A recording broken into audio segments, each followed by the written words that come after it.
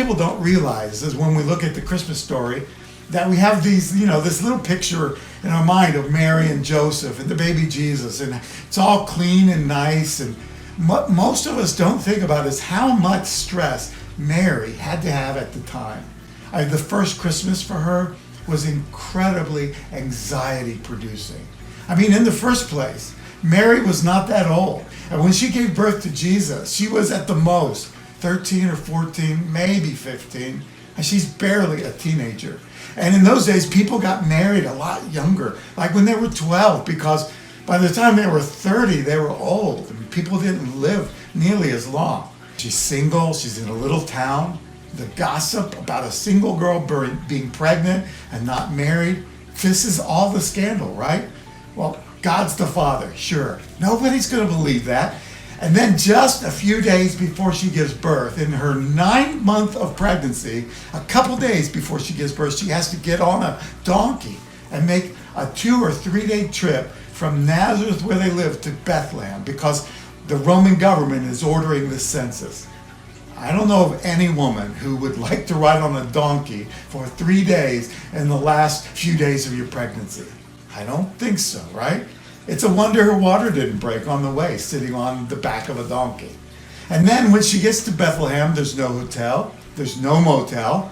They end up sleeping the night in a stable with a bunch of farm animals. This night, a 13, 14-year-old girl who's never had a relationship with a man and never even had a baby delivers her own baby without her mom, without her aunts and sisters, without her grandmother or a midwife, no doctor.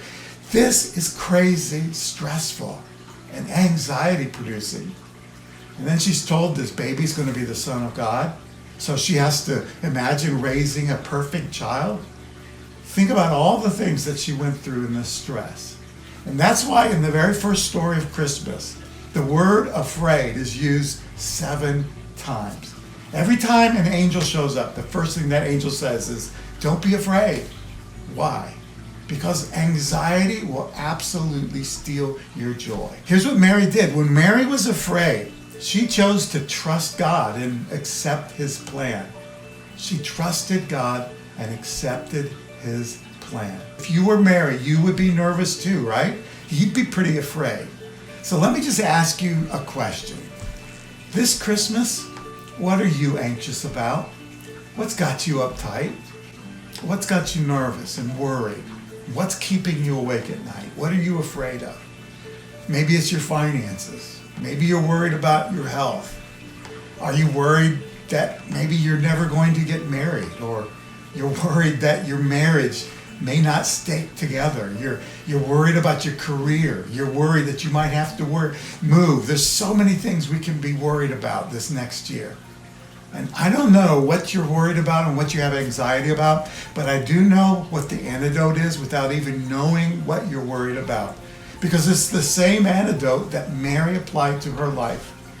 And you've got to trust God just like Mary did. And you've got to learn to accept his plan.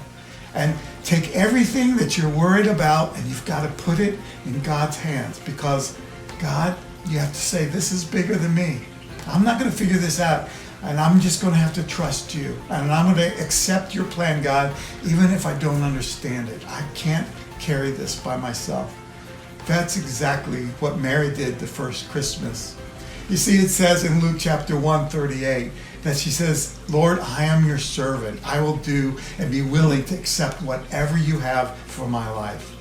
Have you ever said that to God? If you haven't, let me tell you, that's one reason why your worries and anxiety are so strong.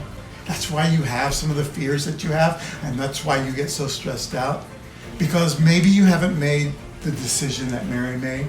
See, everybody has to make this decision at some point, or you're not going to live a life of joy. You're not going to live, you're going to live a fearful life. You're going to live a worried life. And at some point in your life, you've got to say, okay, God, I don't get it, but I'm going to trust you.